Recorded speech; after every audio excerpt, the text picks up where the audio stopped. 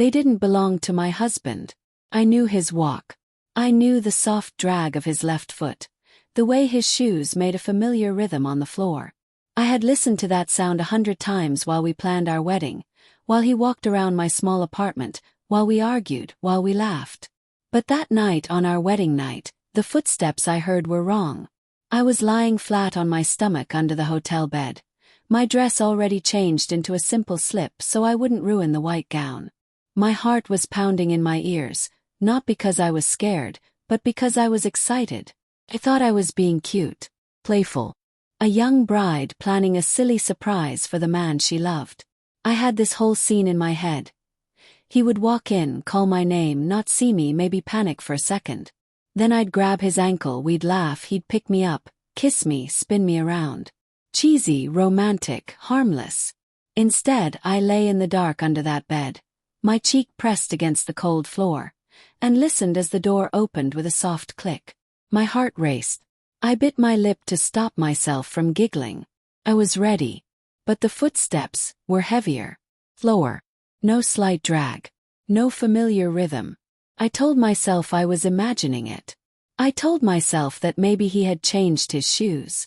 I told myself it didn't matter, that I'd still grab his ankle and we'd laugh about it later. Then I heard a voice. Not his. A low male voice, older, confident, like it already owned the room. And my life. Well, the man said, exhaling sharply. He actually did it. He married her. My breath froze in my chest. Who was he talking to? Who was he? Who was her? Me. Another set of footsteps entered, lighter, quicker, clicking on the floor. Woman. I could see only their shoes from the gap between the floor and the bed. Expensive leather, pointed heels, the hem of a tailored suit, the edge of a navy dress. This is where they put them, the woman whispered. They're really spending money on this one. Yes, the man replied. She was worth the investment. Worth the investment. Under that bed on my wedding night, my smile slowly died. The prank I had planned turned into a prison. I couldn't move. I couldn't cough. I couldn't even crawl out without revealing that I had heard every word. I had no idea yet that this moment, this stupid childish prank, was about to destroy the story I thought I was living and start the real one. I wasn't rich. I wasn't the main character of some big drama. I was just a girl from a modest family, working long hours at a small marketing agency, sharing a tiny apartment with my cousin, counting every bill and every salary day. My life had problems, sure, but they were normal problems. Then I met Daniel. He walked into my office one Monday morning, in a navy suit that fit too well to be cheap, with a calm smile and eyes that looked like they had time to listen. He was from a partner company, that's what our boss said. We were supposed to work together on a campaign. He remembered my name the first time I said it. He asked about my ideas and actually listened. He made coffee for the whole team, including me, and laughed at my stupid joke about our broken printer like it was the funniest thing he'd heard all week. Daniel wasn't flashy or overly charming. He was steady, warm. In a world where I felt small and replaceable, he made me feel seen. We started having lunch together. First with the team, later alone. He'd tell me stories about his childhood, about how his family used to have money and then lost some of it, about pressure, about expectations, about wanting to be good enough. I understood that part. I always felt like I had to be enough too. When he told me he loved me for the first time, it was a quiet moment after a long workday. We were standing outside my building, my keys in my hand, the air cold enough that I could see my breath. He just looked at me like he'd already made the decision weeks ago. I love you, he said. I don't say that lightly. I believed him. Course I did. Our relationship moved fast, but not recklessly fast. Families were introduced. My mother liked him immediately. She said, "His eyes look honest," and I held on to that sentence like a promise. His family was different. They were polite, well-dressed, careful with every word. His mother smiled but inspected me. His father shook my hand like he was signing a contract. I told myself they were just formal people. I ignored how I felt small in their big house, how his father asked questions about my job, my family, my background like he was reading a file. When Daniel proposed, it felt like a reward for all the years I'd been good. The girl who studied hard, who never caused trouble, who carried her own weight, who never asked for too much. Finally, I was chosen. The wedding planning was stressful but beautiful. White dress, flowers, a dress fitting my mother cried over. A hotel suite for the first night, booked by his parents as a wedding gift. A life ahead, or so I thought. On the big day I barely ate. Not because I was worried about how I looked, but because I was overflowing with emotion. I watched him at the altar, watched the way his lips trembled when he said his vows. I told myself, this is real. This is mine. Nobody tells you that sometimes the most dangerous lies are the ones you tell yourself. That night, when we finally arrived at the hotel, I was exhausted and giddy. He left the room to sort something out with reception. There was some issue with the booking, he said. I decided to be playful, spontaneous, fun. I looked at the huge bed, and an idea came to me. I smiled, slipped off my heels, and crawled underneath. I thought I was hiding from my husband. I had no idea who I was really hiding from. The air conditioner's hum, the rustle of fabric, the sharp click of the door, the low murmur of voices in the corridor. Each sound felt magnified when I was pressed against the floor, breathing quietly, waiting to surprise the man I had just vowed my life to. Except he didn't walk in. The older man and the woman did. All I could see from my position were their shoes and the lower parts of their legs. The man's shoes were polished black leather, expensive. His trousers were dark gray, perfectly ironed. The woman's heels were thin, pointed, with small golden buckles. Her dress brushed just above her knees, classy, tailored. I tried to convince myself they had the wrong room. A hotel staff mix-up. Maybe they'd realize and leave. But then the man walked further into the room, his shoes stopping not far from my face. "This is it," he said quietly. "The honeymoon suite. They should be back soon." My blood ran cold. "They know this is our room." The woman sighed. "Do you really think this will work, Richard?" Richard. So that was his name. "It already worked," he said. "The ceremony is done. The papers are signed. This is just checking the product." Product. I felt my stomach twist. I pressed my lips together so hard they hurt. "Come on," the woman replied, lowering her voice. "She's not a product. She's a person." Beat of silence. He shifted his weight. "She's an arrangement," he said at last. "A solution to a problem. The problem being your brother's habit of falling in love with all the wrong women." Your brother. The word echoed in my ears. My heart started pounding so fast I thought they would hear it. Brother. That meant this man was Daniel's brother. Older, certainly. More formal, more confident. I had heard Daniel mention him. A lawyer, always busy, always critical, never fully satisfied. I had never spent much time with him. At family dinners, he was either on his phone or in another room handling some urgent work. He had shaken my hand politely when we got engaged and said, "Welcome to the family," like he was approving a business partnership. Under that bed, it all suddenly made sense. The woman moved toward the window. I saw the outline of her heels through the thin gap of light. "He seemed happy," she said. "Your brother." I watched him during the vows. "He looked in love." "Of course he looked in love," Richard replied flatly. "That's the only way he knows how to function. But love doesn't pay debts. Love doesn't fix reputations. Love doesn't rebuild what father almost destroyed." There it was. The real story. The one nobody told me. "You could have chosen someone already from our circle," she said sharply. "Somebody with influence." "Why her?" My breath caught. "I was her." "Because," Richard answered calmly, "she is clean. No scandals. No crazy exes. No public drama. No complicated family history. No hidden loans.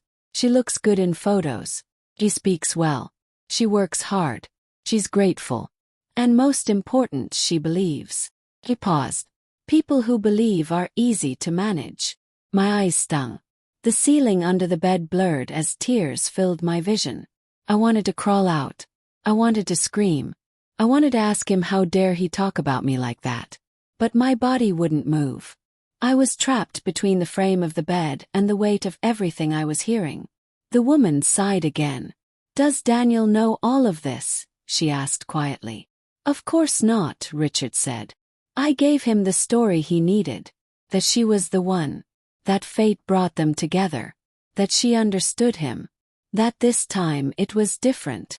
"And the money?" she asked. There it was, the word I didn't want to hear. "The money is safe now," Richard replied. "Her loyalty will keep him stable. Her background won't threaten us. Her salary is irrelevant. The important thing is she doesn't come with baggage. She's perfect for the image we need." My heart shattered in slow motion. I thought about the nights Daniel had told me he loved me. The mornings he had brought coffee to my desk. The way he had memorized my favorite songs. The way his voice shook when he promised to choose me, always. Was all of that staged? Or was he a pawn too? Under that bed, my mind started to split the man I married into two people. The Daniel I knew, and the Daniel playing a role in their plan. The woman spoke more softly now. "And if she finds out?" Richard's answer was instant. "She won't." He sounded so sure that for a second I believed him. But I was already under the bed. And I was listening. I stayed under the bed. My fingers were trembling so hard I had to dig them into the carpet just to feel like I was still in my own body. My eyes were burning, but I didn't let myself cry yet. I didn't trust my own breathing. I felt like if I made a sound, the entire room would collapse on top of me. I don't know how many minutes passed. Could have been 10. Could have been 30. Time lost its shape. I just lay there and replayed every word they had said. Product. Investment. Image. Manage. Money. I thought about all the small things now tinted with a new color. How Daniel had never argued when his family offered to pay for certain parts of the wedding. How his mother had insisted on choosing the venue. How his father had spoken about stability and future. How Richard had looked through me like he was scanning a contract. I had told myself they were just formal. Rich people things. A different social layer. Now I knew better. The click of the door pulled me out of my spiral. Someone else had entered. This time the footsteps were familiar. A slight drag. Hesitant. "Daniel." I squeezed my eyes shut, as if that could change the reality I was in. I had two options. Crawl out and confront him immediately, or stay and see if he would say something that would give him away. I stayed. He sighed heavily as he entered the room. His shoes landing near the door with a dull sound. I heard fabric rustle, the clink of metal. Maybe his watch being removed. His cufflinks dropped on the table. Then, to my surprise, I heard him sit on the edge of the bed above me. The mattress dipped under his weight. Dust fell in tiny crumbs in front of my face. For a moment there was only silence. "Okay," he whispered to himself. "Okay. Breathe." His voice sounded different. Not like the calm, controlled Daniel at the wedding. This voice was raw, shaky, like it belonged to someone standing on the edge of a cliff. He laughed once, but there was no joy in it. Just disbelief. "I did it," he muttered. "I actually did it." My heart clenched. Did what? Marry me. Follow his brother's plan. He leaned forward, elbows probably on his knees, hands clasped together.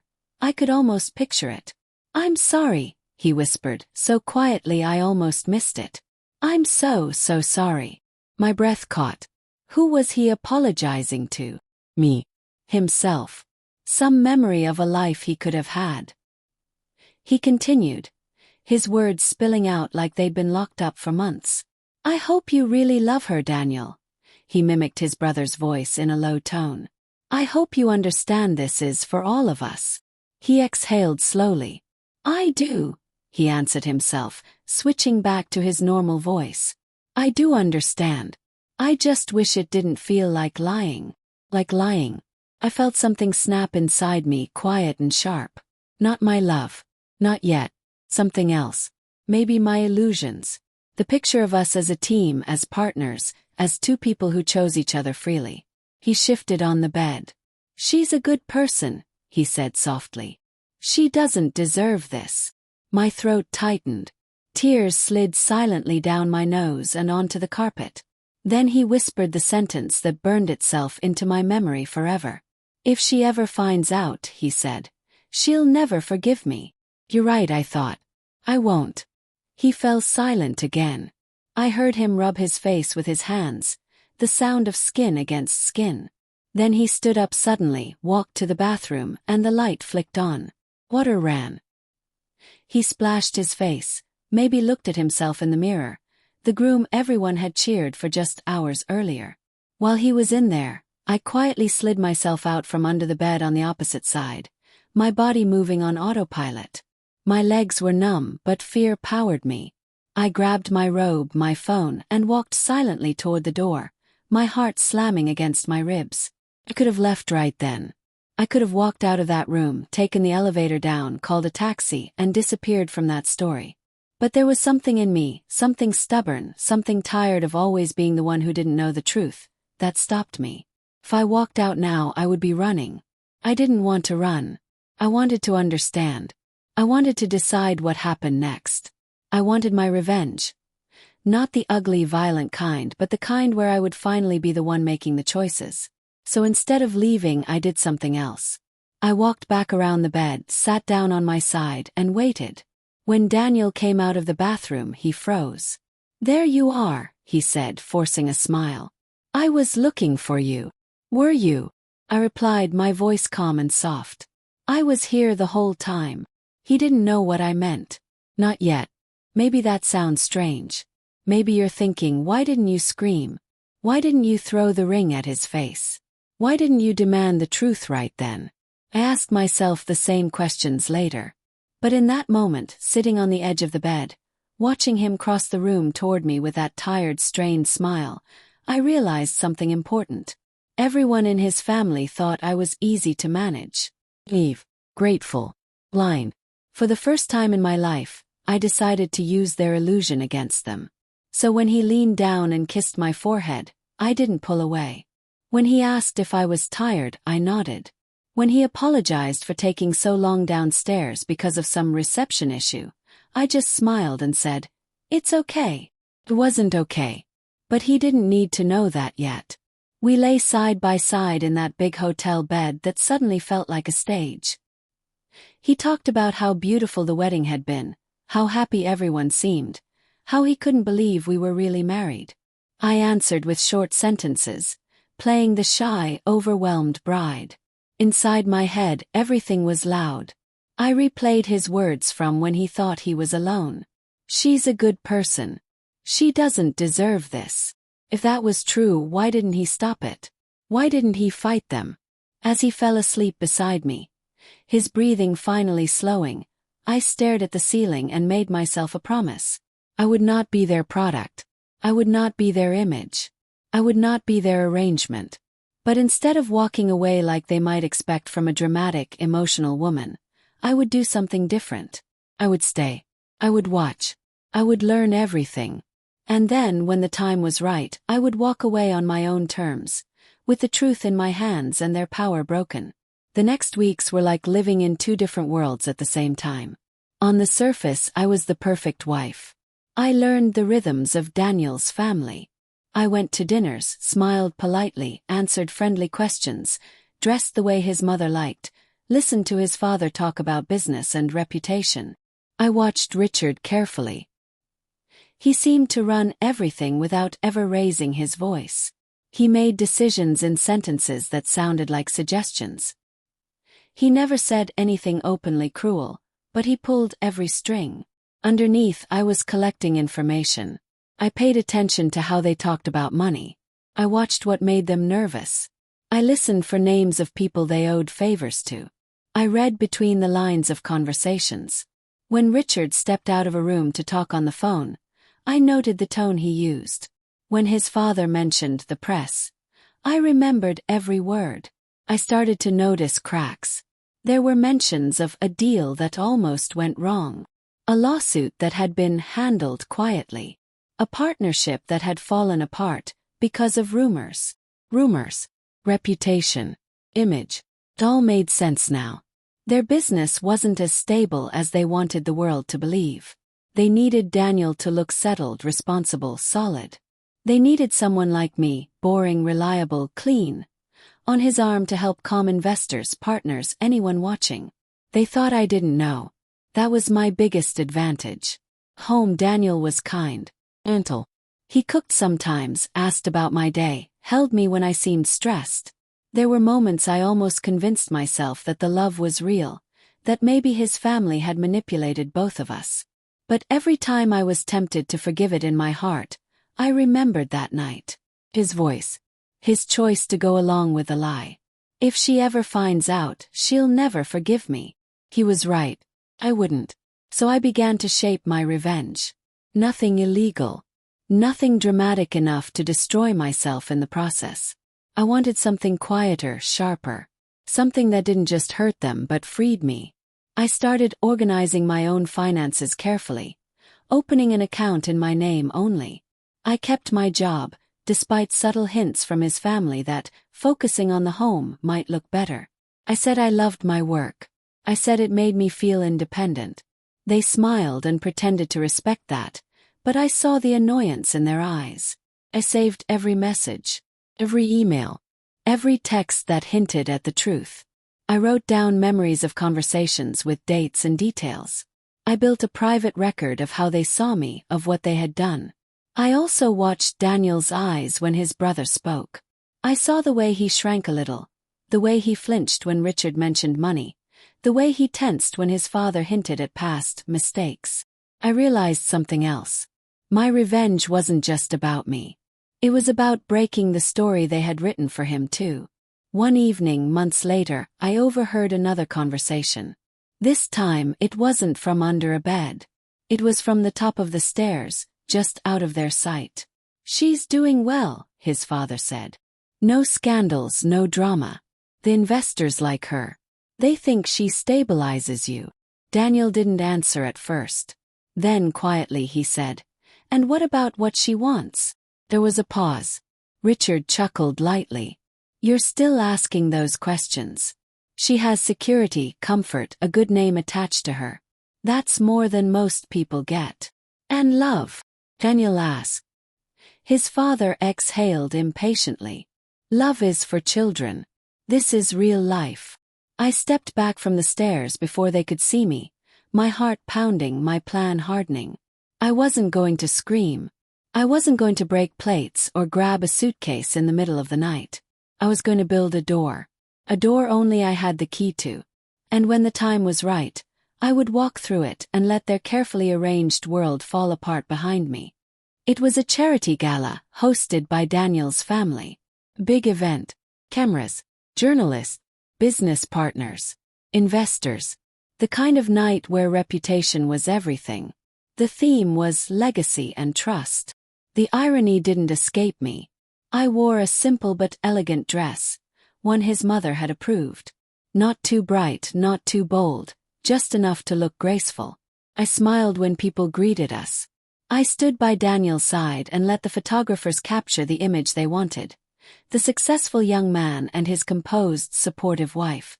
Except this time I wasn't just a prop in their picture. I had my own script. For months, I had been quietly collecting pieces of truth. Records of conversations, financial documents left carelessly on tables, articles about past lawsuits, notes about how they treated employees and partners behind closed doors. Nothing illegal on my side. Nothing stolen. Just observations and public records strengthened with context. I had turned it into a detailed anonymous report, carefully worded, backed up with facts, not rumors. It painted a picture of a family more interested in their image than in integrity, one that used people as tools, one that played with lives for the sake of reputation. I hadn't decided what to do with it. Until that gala. As we entered the ballroom, I saw journalists lining the walls, cameras flashing, microphones ready. The main business channel had a crew there. So did a well-known online magazine that loved stories about the truth behind powerful families. I didn't want to ruin Daniel's life recklessly. I didn't want to destroy everything in one explosion. I wanted the truth to breathe slowly, steadily in the right places. While everyone mingled, I slipped away to a quiet corner under the pretense of taking a phone call. I opened an email draft I had prepared days earlier. The report was attached. The recipients already filled in: a journalist, an anonymous whistleblower inbox, a watchdog organization. My finger hovered over the send button. I took a deep breath. Could I really do this? Was this justice or revenge? Or both? I thought back to that wedding night. To the older brother calling me a product. To the father talking about image. To Daniel whispering that I didn't deserve this and then doing it anyway.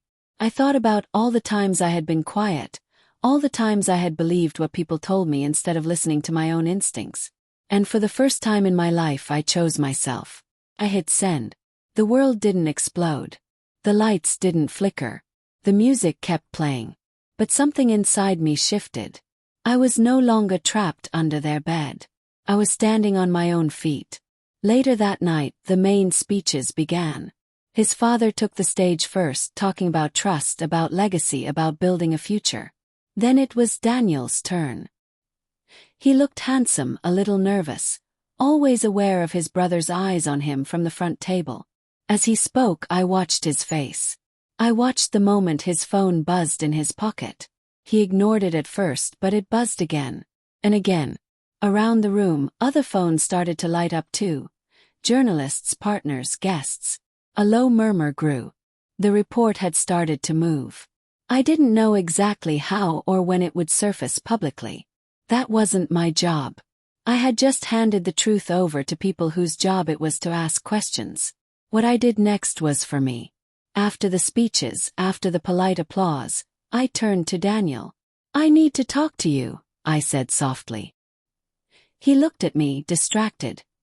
His eyes darting to where his brother was speaking urgently with someone on his phone.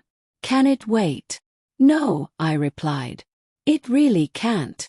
There must have been something in my voice, because he nodded and followed me out to a quiet balcony where the city lights stretched out below us. "What's going on?" he asked, frowning. I looked at him, the man I had loved, the man I had pitied, the man I had finally seen clearly. "Do you remember our wedding night?" "Yes." He blinked. "Of course. Why? Do you remember when you came up to the room and I was already there?"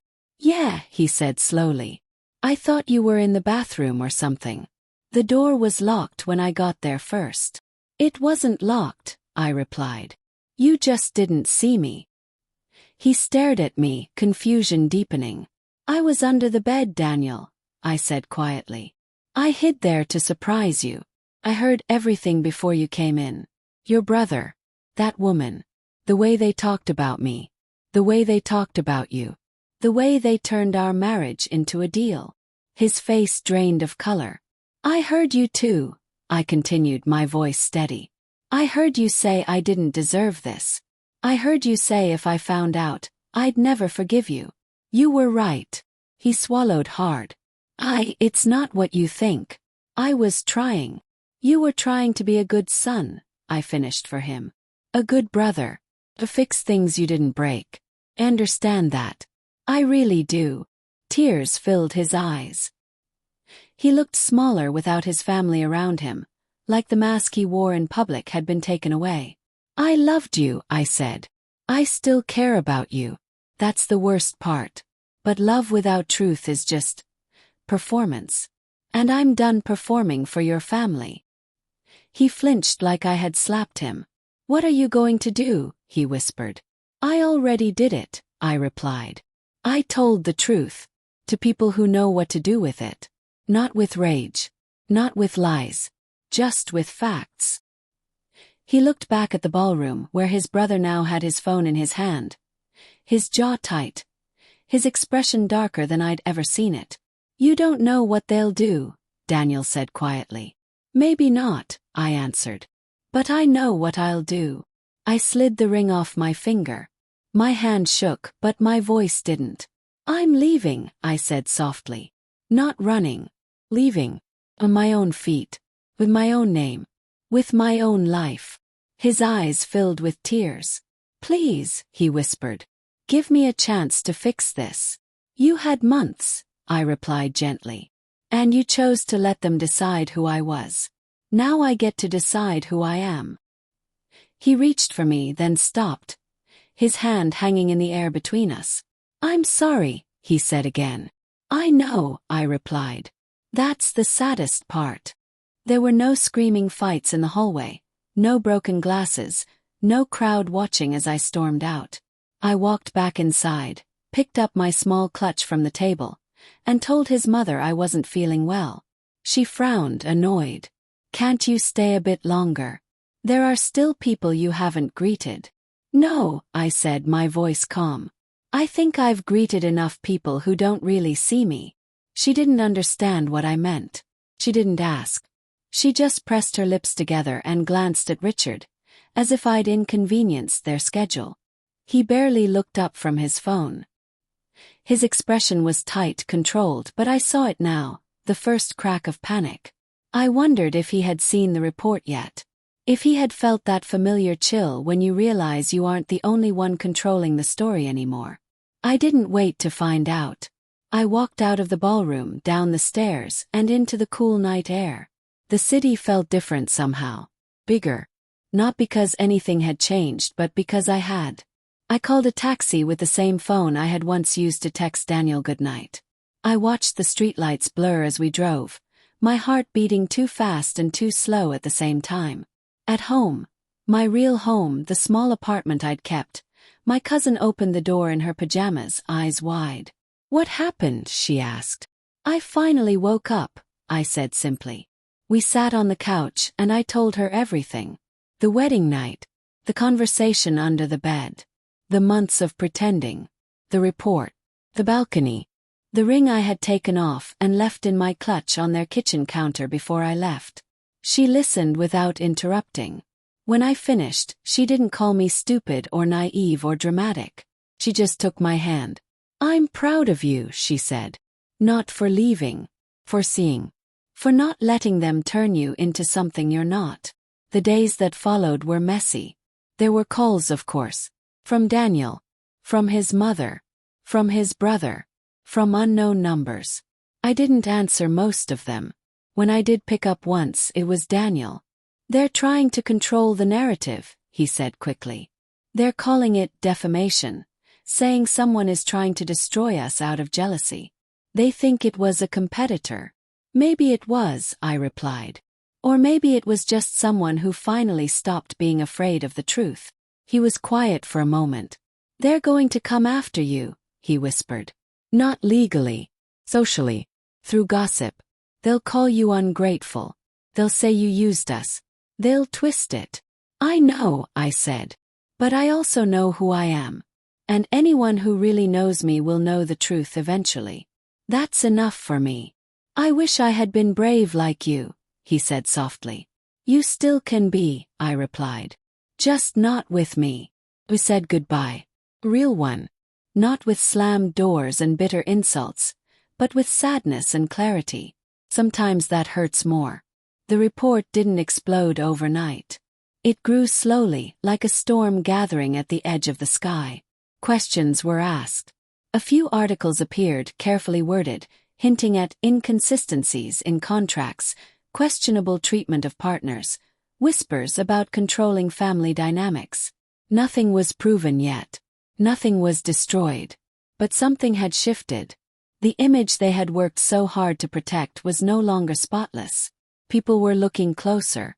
They couldn't control every conversation anymore. Months later, I sat in a small cafe working on my laptop. Life had shrunk and expanded at the same time. I wasn't going to fancy events.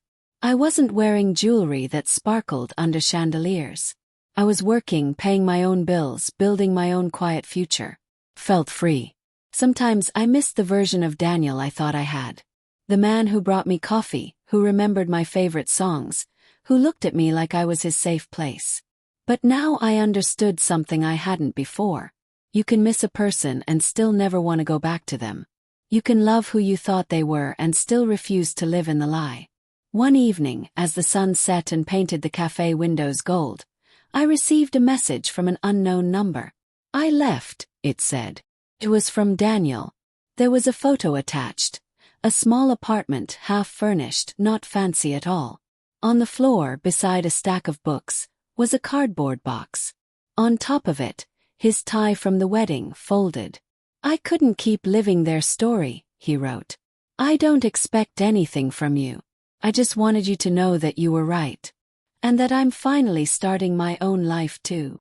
I stared at the screen for a long time. Then I typed back. "I'm glad you chose truth," I wrote. "For yourself. Not for me." I hit send. I didn't add anything else. That night I went home, put on music and cooked myself dinner. I set the table for one. It didn't feel lonely. Felt honest. And as I climbed into my own bed, no hotel, no stage, no hidden conversations above my head, I realized something. For the first time in a long time, there was no part of my life I needed to hide from. Soft lights, whispered promises, shared dreams. The beginning of a perfect new chapter. Mine started with me hiding under a bed, laughing to myself, thinking I was about to prank the man I loved. Instead, I heard the truth they never planned for me to hear. I heard how little they thought of me. I heard how small they believed my life was, how easily they assumed they could shape it. For a long time that hurt more than I can explain. It wasn't just the betrayal. It was the realization that I had willingly walked into a story someone else wrote for me, without asking enough questions. But here's what that night really taught me. Sometimes life pulls you under the bed so you finally hear what people say when they think you're not listening. Taught me that love without honesty is just decoration. It can look beautiful on the outside, but it's hollow. It taught me that being chosen means nothing if they chose you for the wrong reasons. Taught me that silence can protect you, but it can also trap you. I spent months smiling through dinners, playing the role they wanted, because I was scared of what would happen if I broke the image. I told myself I was gathering information, waiting for the right moment. And I was. But I was also afraid. Afraid of losing the comfortable version of life I thought I had earned. I learned that revenge doesn't always have to look like destruction. Sometimes revenge is simply refusing to be what they expect you to be. Refusing to be the grateful girl who takes whatever she's given. Refusing to stay quiet when the story is built on lies. My revenge was not about ruining them completely. It was about exposing the truth and walking away with my dignity intact. It was about choosing myself in a world that kept telling me my value came from who I stood next to. The biggest lesson, though: you are never just a product.